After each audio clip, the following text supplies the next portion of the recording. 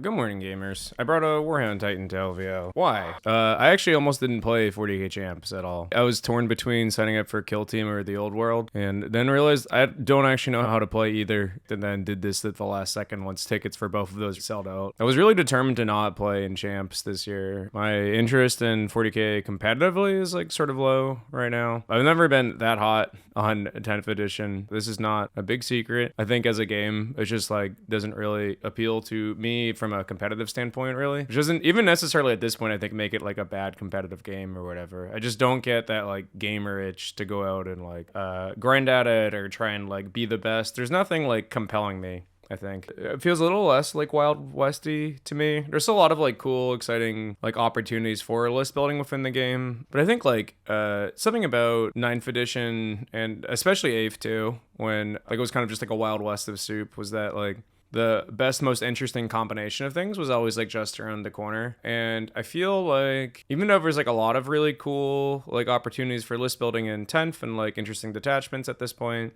they mostly feel like there's like a sort of obvious thing you're supposed to be doing within them. People still break them all the time, but I definitely feel like I'm playing more so within the Warhammer sandbox of like what designers want you to do. And I think something about that sort of killed my desire to want to like really grind the game, and a myriad of other things. I would say most games at LVO are generally really nice and fine that I've had when I've been like actually trying to play and compete, but there have been enough that like haven't, that I felt like I just like wasn't really up for that. Maybe this will change at some point again in the future, but yeah, I didn't want to have to run into like a weirdo again. I didn't want to meet anyone weird. I didn't want to have a real freak on my hands. Oh, imagine a weird guy playing 40k. Anyways, Tactical Brigade and like other orc stuff I would normally be playing, something I just don't feel like practice enough with right now. For the aforementioned reasons, I like haven't really felt like practicing it or getting really good, even though it's a good detachment. And I was like, well, it'd be fun to like hang out at LVO with my friends and do something a little different. My friend Atesh brought the same Titan painted in a slightly different color scheme as a like loyalist Warhound last year, and got the world's best Titan player. I don't know what Chaos Titan Legions is the Chaos one. Titan Legions is the Imperium one, I'm guessing. I don't actually know. They just have a trophy for it.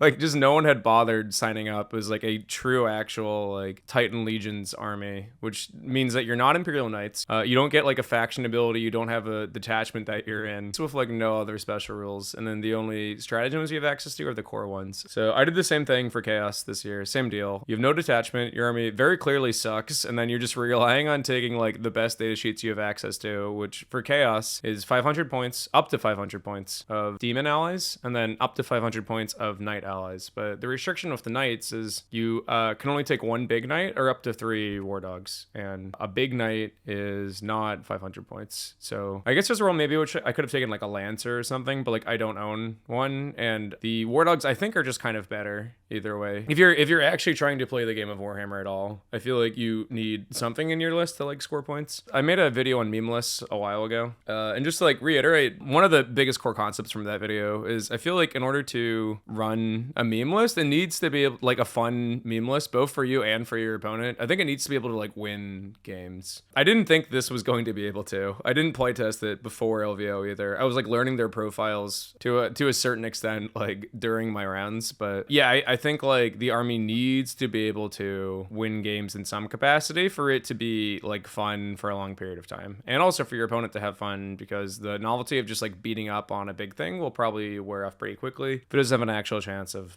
winning a game. I thought I would win like maybe one game and then like hopefully have like enough other semi-interesting close enough games that it would still be like fun to pilot. But yeah, he ended up being like way better than I thought I was going to, and I don't think any of my games were like completely one-sided, which I think is largely just like I got matchups that worked out that way, and that's great. But I felt like there was a real chance for like either my opponent or I to win at any given point. I think 4 out of my 6 games are within like a 10-point margin.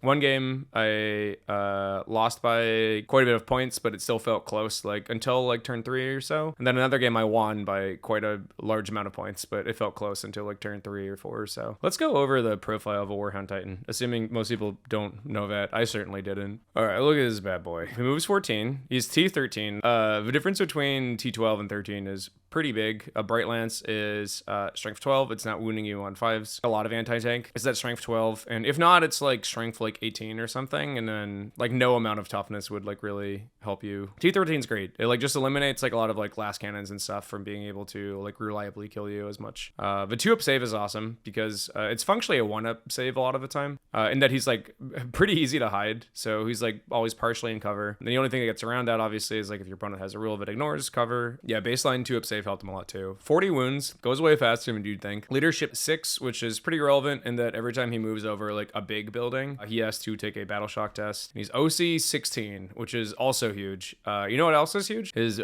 big ass feet. They're huge. And he, in certain missions, can like straddle 2 objectives. I actually don't think I ended up doing that, but there's a lot of times where I like thought about it. I don't think there was a game where he actually ended up in 2 objectives for me, but the ability to was really cool. And either way, it made it so that he could like jump from one objective to at least like 1 or 2 other ones with his move 14 pretty easily. Guns, I took the plasma blast guns. I think it's like the best one. I don't have any regrets looking back at these other guns again now. I didn't even include the bolter profile. Yeah, mine is like modeled with a bolter, or the one I borrowed. This is not my Warhound too. I just borrowed it. It's the same one that Atesh used last year, borrowed from his friend Josh, and he was kind enough to let me repaint it and take him out on the town 4 days in Vegas, and I'm really glad I got to do so. So thank you, Josh.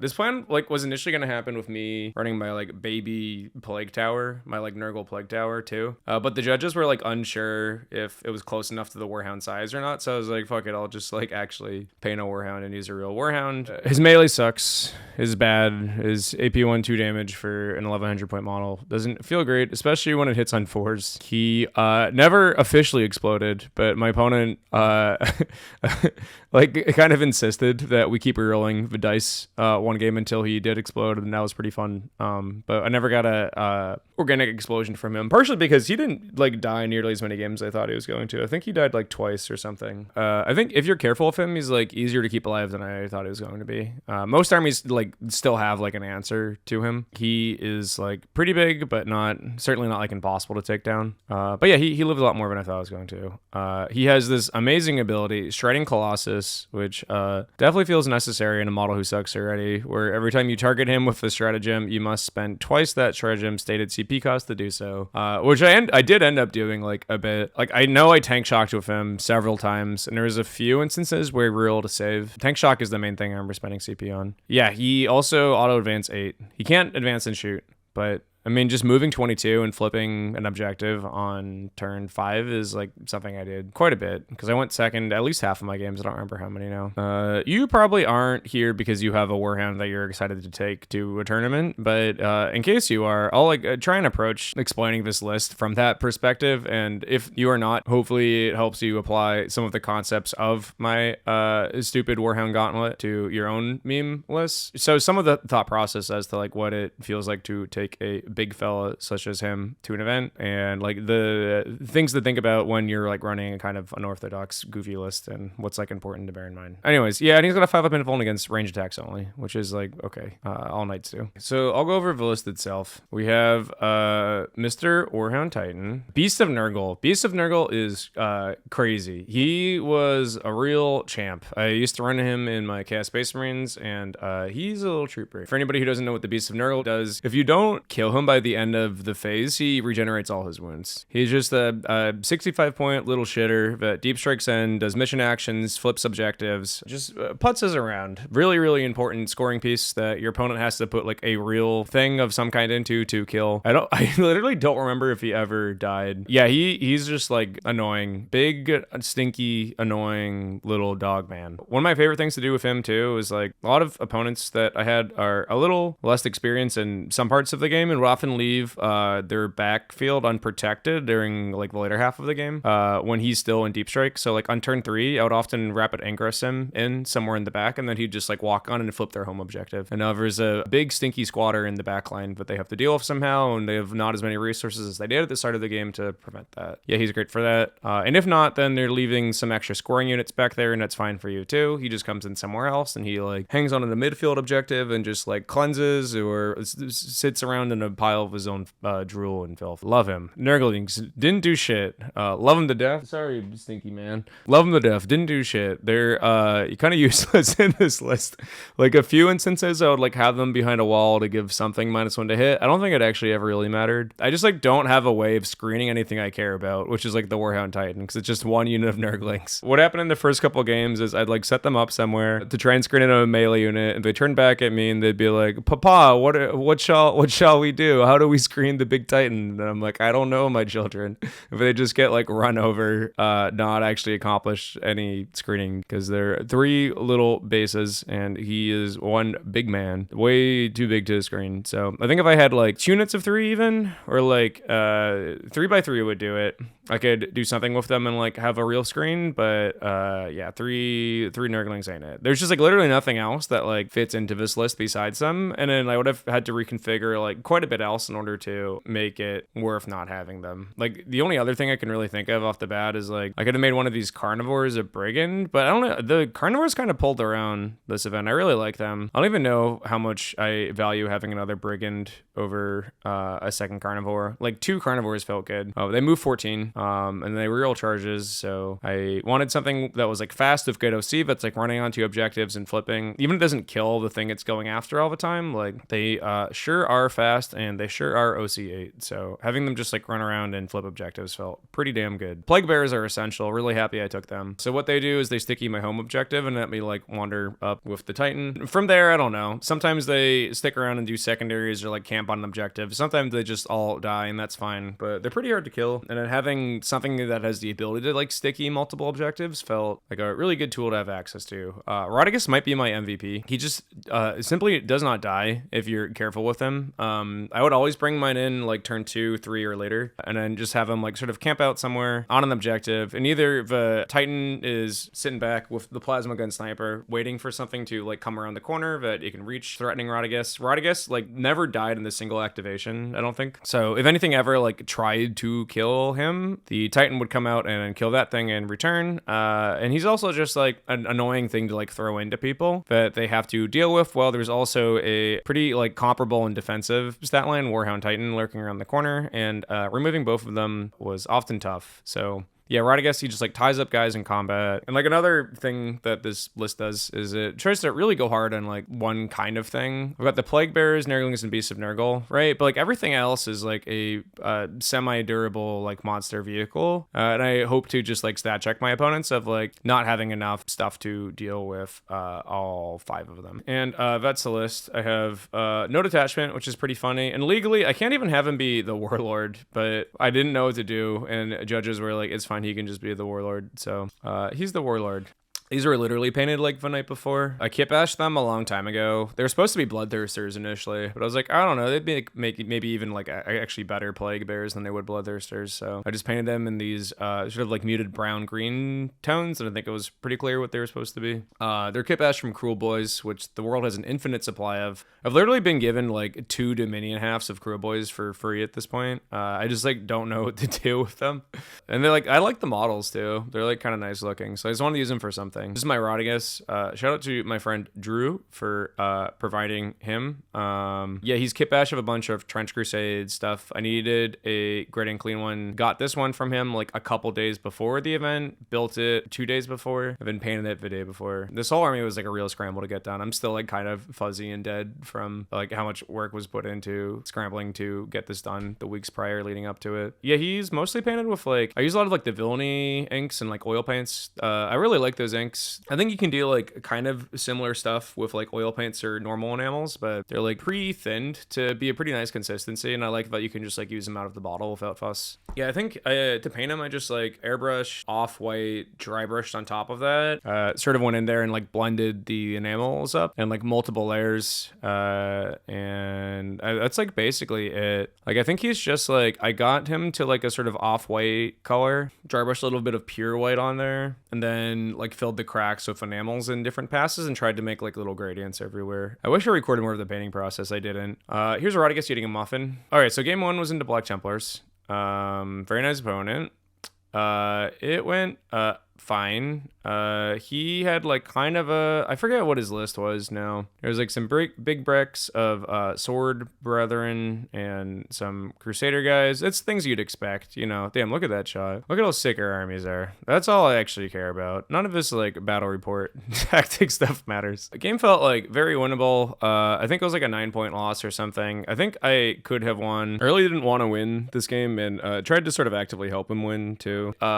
We like changed the terrain even to like be more fair. In the beginning of the game, the Warhound could have seen like one of the Sword Brethren squads, and if he gets to shoot him that turn, I think it's like a big GG, and that felt bad. And again, I kind of wanted to lose round 1 too, so that my win path for later games would be easier. It feels weird to like start off with round 1 with a big win in your Warhound Titan. I wanted to have relaxed games, so I was hoping to like drop the first one and then like have like an easier day after. Rodriguez got somehow this, I don't remember what happened in this combat, but somehow all these fuckers died, which is crazy to me still in hindsight.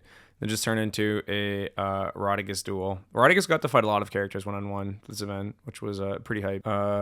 Here's a carnivore. I posted a picture on Instagram. To me, it looks like he's doing the like hello human resources meme. Ooh, game 2 was into Phobos Marines. Yeah, every opponent had like insanely nice looking armies and were like super nice. Like this is like I think the highest quality of both I've like ever had of opponents at an LVO. Shout out to them. He had a lot of Meltas in his list. He had like Centurions of Last Cannons, and in the turn where he needed to kill the Titan, he just frankly rolled really bad, and that cost him the game. I think he like played fine otherwise. But at the end of the game, yeah, this was like a common occurrence of like Titan on one objective. I think this is like literally all I have left, and all he has is like some like infiltrators or something back there. Yeah, I had Rodriguez in one objective, Beast and Virgo on another, and then the Warhound Titan camping, limping along on one objective over there. And I think that's all I have left at the end of the game. He was also stuck in combat with a Terminator for like 3 turns, which was a mistake on my part, probably. I think I should have just like shot him and not charged, but I was greedy. Fun fact, Warhounds can't fall back and shoot. I thought they could at first. It never actually came up, but at first I thought they could and then learned later that they can't, and that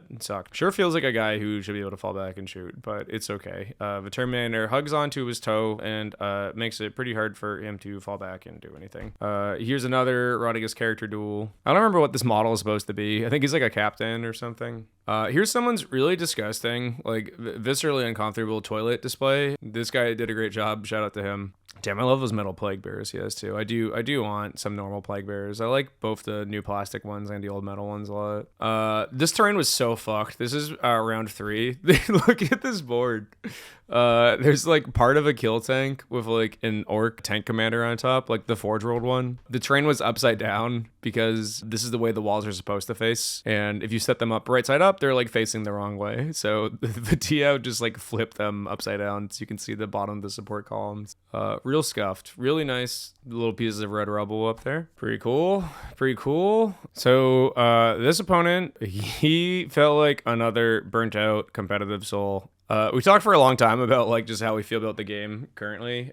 He was in town because he wanted to celebrate his dad's birthday, and playing Warhammer was just like something to do for part of the time when like I think his dad was busy or whatever. And he was planning on dropping at the end of day 1, I think. We decided to just like roll off to see who won. Both of us rolled 25 dice and then tallied those up. We agreed before the game that whoever rolls highest, the other player has to concede to them, and that's how we decided who won this game. I rolled like 100 something, and then he rolled an 89 or whatever. He shook my hand, conceded on the spot, and then we played a game with no objectives where we just kind of like ran at each other and then tried to kill stuff in combat, and it was awesome, and he was really nice.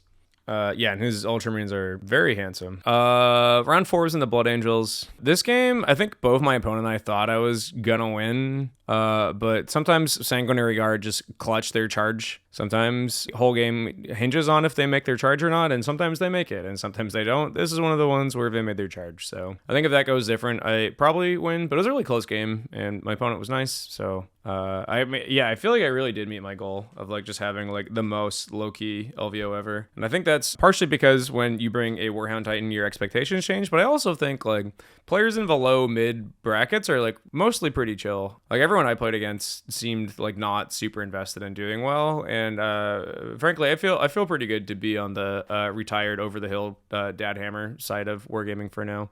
Round 5 was into Eldar, another game I thought I was gonna win. Came down to a 2-point loss. And I think we might have played 6 battle rounds. I was a little drunk, and my opponent was, I think he was definitely a little older. We both lost track of what battle round it was. He was pretty sure that we had only done 4 going into 5. After I went back through, and I realized that he thought that he went first, but I went first, which led to the confusion, and we did indeed play 6 battle rounds, but whatever, it's fine. I think if we play 5, I win. But also, I don't think I should have beat that Ultramarines army. I think I only won that because my opponent was very nice and thought it'd be funny to concede to me. So we take those. It's like a 3-3 record either way. And yeah, I got to have a very pleasant game against Eldar that felt close and pretty engaging the whole time. It was really nice seeing that it was fun for everybody to try and kill the Titan. I think this list works because the Titan is just hard enough to kill that even if they do, I mean, some armies will just dumpster it, right? But I think most armies will have a hard time killing it, and then finally kill it on turn 4 or something, and I'll feel a big victory. But Titan feels like a boss battle in a video game where you have a player. The player not being me, the person fighting against the Titan, is probably gonna win, is supposed to win, but there's a chance they could lose, and that adds dramatic suspense. And I'm happy to fulfill the role of DM big boss that they get to beat up on. It's fun for me too. Yeah, I'd recommend this list if you're if you own a Warhound Titan and want to play games of it. There's not anything I would change if I were to take this to another event. Carnivore's doing stuff. Oh, and my game 6 was into Knights. This is when I was frankly kind of shocked I won. I really don't feel like I should have, but by this point we had mastered the art of Titan martial arts. I feel like I just piloted it a lot better than some of my earlier games. I'd gotten a real sense of where things should be, and my opponent overextended early on because he was nervous about not scoring enough points, I think. And then yeah, we were able to just kill enough stuff on my first turn basically to always put him on a little bit of a back foot. I really prioritized trying to kill stuff over scoring points, and it worked out for me. Because when you only have 5 units, you kind of need to plan on tabling them at some point to win, or at least enough of their army that they can't continue to outscore you late game. So yeah, it's exactly what happened. I just killed slightly more of his stuff than he was able to kill of mine. This is a knight guy. Oh, and Adrian of Tabletop Titans had signed this knight base previously, and my opponent at the end asked me if I could sign it too, which is really cute. So now our little signatures get to hang out next to each other on this knight base. And there we go, 3-3 record. All right, so why do we do this? What do we learn? I really like tournaments for the culture. It's fun hanging out with everybody there. I think Warhammer competitively has gotten a lot healthier over the past 2 to 3 years. I think people are a lot more chill now, but it doesn't mean that they're 100% chill. Having played at a lot of travel majors, a lot of local majors, the local majors, people eventually, at least in Southern California, get to know each other to the point where things are pretty cool and relaxed most of the time. People know each other as people, and I think get a little less suspicious, kind of freaked out that people are going to fuck them over by cheating or whatever. I think that's gotten better at big events like LVO than 7 years ago when I was first going to larger competitive events. But there's still a little bit of it there because this it's a subjective game at the end of the day. You do win or lose by arguing a lot. RNG is also a big factor, and it doesn't mean that the best arguer always wins every game. It's just sometimes a thing you might need to do, and I just I don't want to deal with that super much right now. But yeah, I like the tournament grind. I really like painting a bunch of stuff at the last minute. I like setting a insane deadline and trying really hard to get a bunch of models done by the end of it, or just finish any creative project in a short deadline. I just like little self-imposed challenges, and I think I'd rather do it with painting than playing, because I think still also matchups and win path and such are a pretty important part of winning in 40k, and I feel the rock paper scissors state of the game sometimes is sort of exhausting. I feel like anybody can beat their worst matchup, right? But the odds of you doing so are often not great, and I think I'd rather just put my efforts into making cool looking stuff right now, but still fun to play with and good enough to win games. So I think 3-3 was perfect. I think my skill as a player is pretty relatively good compared to most people. I usually try and downplay it because that's like what my instincts are in all things in life. But yeah, I think I'm like pretty good at this game compared to like just the average person in the world that plays Warhammer. And I feel like I kind of got what I wanted out of it as far as like playing in tournaments go. So I mean, I'll keep doing that, but I want to change my approach to it a little bit for now. I'd rather try and win best Titan player again than like best orc or something. And I think I'd rather just have like a sick ass army that people remember with like both like cool looking, but also like just like a funny, interesting list. And I think one of the strengths of 10th edition is that like a lot of the like shit detachments are like pretty awesome. Like I love the Chaos Knight one.